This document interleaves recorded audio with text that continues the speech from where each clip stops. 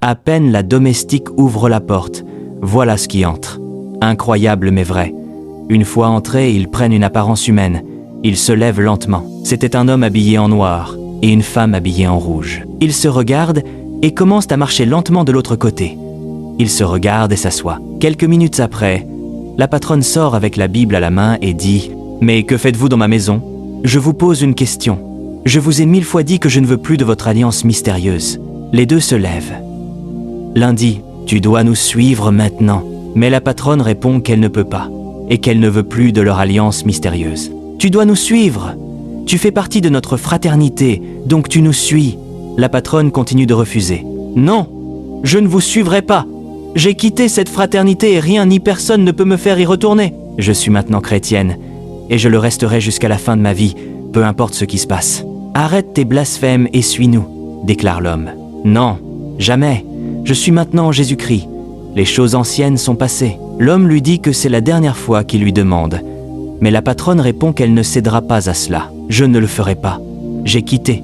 Et vous ne pouvez pas me forcer à vous suivre. C'est avec notre argent que tu t'es enrichi. N'oublie pas. » « Oui, prenez cet argent et laissez-moi en paix. Je veux vivre pour Jésus-Christ. » La femme en rouge prend la parole. « Tu vas la fermer. Tu oublies que Dieu t'avait oublié quand tu étais dans la pauvreté et que c'est cette fraternité qui t'a accueilli. Tu dois nous suivre pour honorer ta part. » Malgré tout ce qu'ils affirment, la patronne dit qu'elle ne les suivra jamais.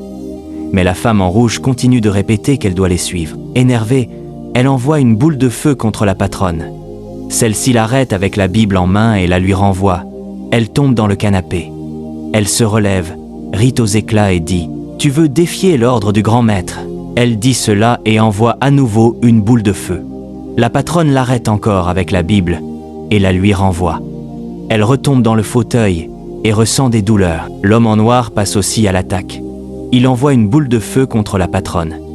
Elle l'arrête avec la Bible et la lui renvoie. Il tombe dans le fauteuil. Les deux se regardent et décident d'agir ensemble. Ils se lèvent en même temps et envoient une boule de feu contre la patronne. Cette fois-ci, elle tombe. La domestique sort. Tu veux la suite ? Partage et abonne-toi. La domestique sort de la chambre, s'approche d'eux et déclare « Elle ne veut plus faire partie de votre fraternité. Laissez-la en paix. Toi, qui es-tu pour parler ainsi ? Je suis venue en paix. Laissez-la. » Elle révèle son apparence. Elle est angélique. Cette femme appartient au Seigneur Jésus-Christ. Foutez-lui la paix. Ne mets pas ta bouche dans notre dispute. Je le ferai, réplique la domestique. La femme rit aux éclats. Avec un geste de la main, elle envoie une boule de feu contre l'ange. Celui-ci l'intercepte et la lui renvoie. Elle tombe violemment dans le fauteuil. L'homme en noir, voyant cela, décide d'agir de la même façon que sa collègue. Mais il est aussi secoué dans le fauteuil quand l'ange lui renvoie son attaque. « Tu veux nous tenir tête, c'est ça ? Tu ne vas pas résister longtemps ?» Les deux s'associés, se tiennent la main et soulèvent une boule de feu qu'ils envoient sur l'ange. L'ange tombe sous l'effet de l'attaque. Les deux rient aux éclats. L'ange se relève et les regarde. Il soulève une grande boule de feu et la leur envoie. Les deux disparaissent automatiquement. Il attend quelques secondes, puis il reprend son apparence de domestique. Elle s'approche de sa patronne et détruit l'attaque qu'il avait fait tomber. Celle-ci revient à elle. Elle se lève précipitamment. « Madame, calmez-vous, asseyez-vous. » Les deux s'assoient. Ils sont passés par où ? Les choses sont allées tellement vite. Je ne me rappelle pas trop. Je me rappelle que j'ai refusé leur proposition de les suivre.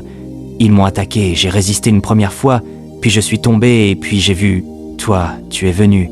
Et aussi un ange est venu avec toi. Je ne sais pas. Raconte-moi.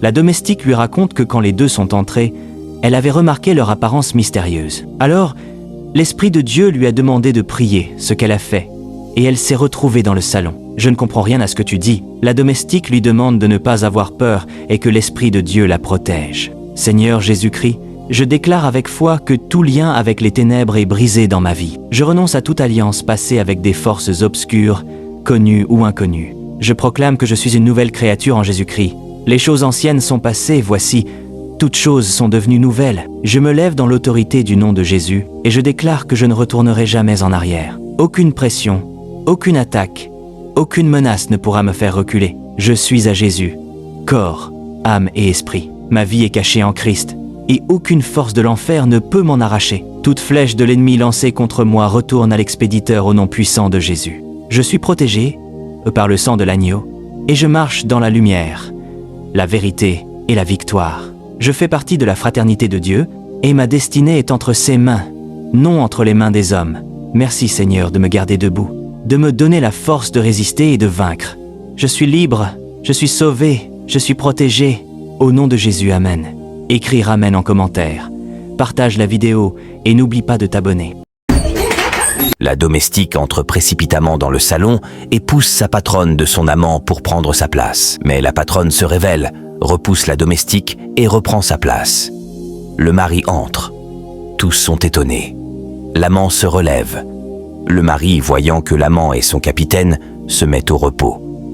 « Qui t'a demandé de quitter ton poste ? » ?»« Capitaine, mais que faites-vous dans ma maison ? » ?»« C'est quoi cette question ?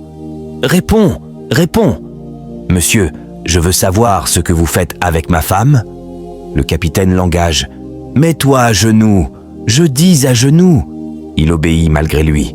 « Mais c'est quoi ce comportement envers mon mari ?» Le capitaine réplique à la femme de se taire et lui dit qu'il est le capitaine de son mari. « Repos, soldat !» Le mari obéit. « Chérie, ne t'inquiète pas, je vais gérer tout cela. » Il se retourne vers le mari et lui demande fermement de dégager de son chemin. Le mari se lève rapidement et ouvre la porte en restant au garde à vous. Le capitaine sort. Le mari ferme la porte.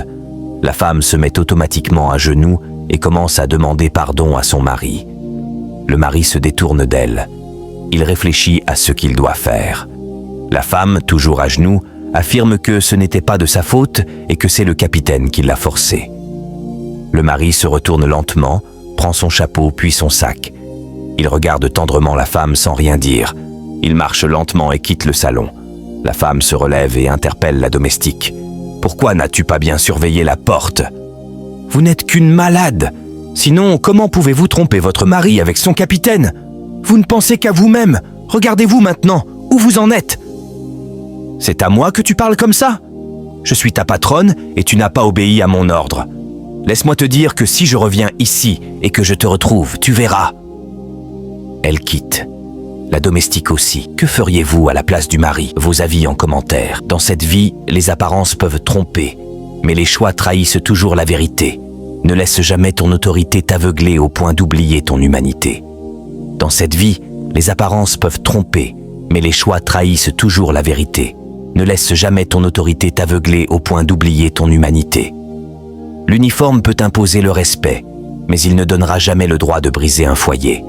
La trahison n'a ni excuse ni grade. Le respect, ça ne s'impose pas, ça se mérite. Et parfois, quand l'amour vacille, c'est le silence du cœur qui parle le plus fort. Retiens bien ceci, on peut tout perdre, sauf sa dignité. Partage et abonne-toi.